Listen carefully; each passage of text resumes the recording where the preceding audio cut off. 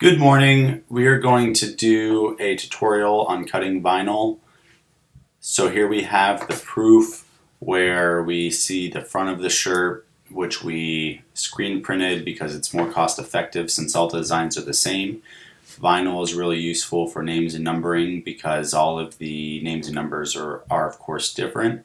So if we were to screen print this, we would have to create a different screen for every shirt, which of course it would be a huge waste since we're only printing one. So the vinyl allows us to customize very easily. So here's the proof, and the back of the shirt is in Jersey Sharp font. So that's what we're going to be using. And first I'm going to pull up a list of the jersey names and numbers, which should be in the deal. So I'm going to go to Printavo and the Sting jerseys, which are right here. So here are the numbers on the back, and what I'm going to do is I'm just going to copy and paste these.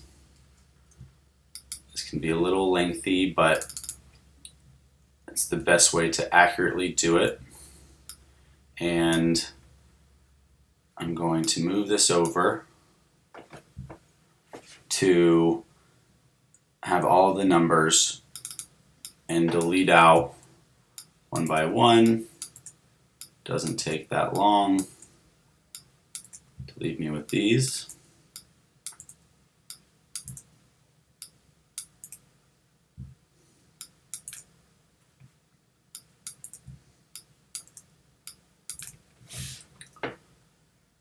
And I'm also going to take about roughly half of them and cut those and then paste them side by side so we can look at them more evenly. Now I'm going to turn my grid on so I can measure the size of them visually, because if you notice, the total height of these, if we were to look at it,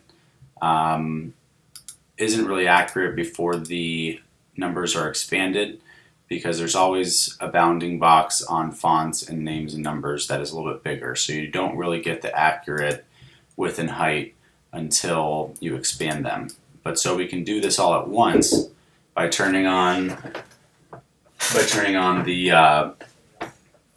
the grid and going to the view and then going to the grid. So show grid, we are already in inches, but you can double check by going to the document setup and then inches. So that's where we're at, and so these are 1 square inch by 1 square inch cubes. And so what we're going to do is we're going to make this huge until we get the letters approximately 6 to 7 inches tall. Typically for numbers on jerseys, they are 6 to 8 inches, 8 inches being more so for adults, the lower side being for youth. So I'm going to make these gigantic, which we have 1, 2, 3, 4, 5, 6, 7. So 7 times 7 would be 49 inches tall. So that should be getting us there. So if we look at, I'm going to turn these black so we can see them for now.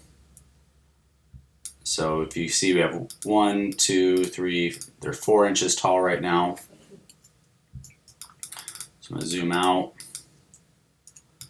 So we want to bump this up to, let's say 75.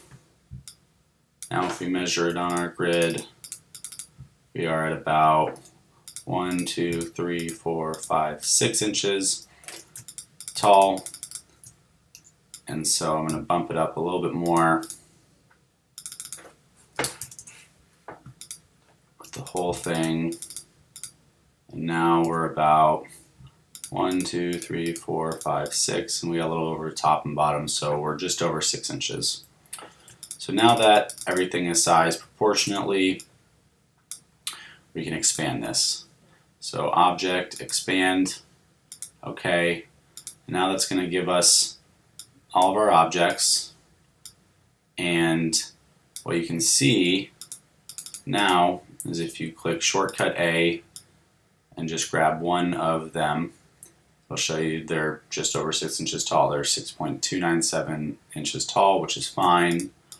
Again, between 6 or 7 for youth jerseys. These are all youth.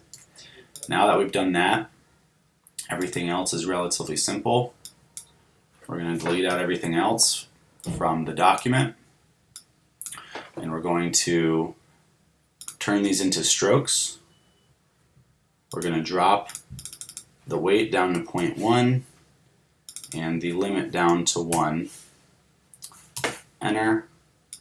And now we have nothing but the outlines, which on the plotter is going to convert to the cutting path.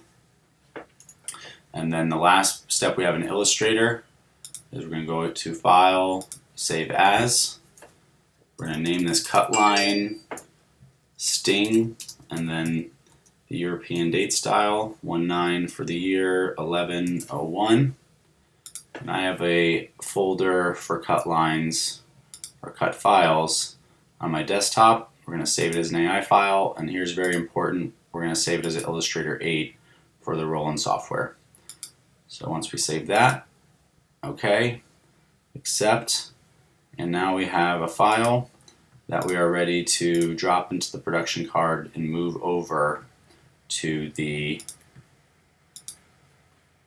vinyl computer. So if I go in here, here's my file, and drag it in there, and we should be good to go.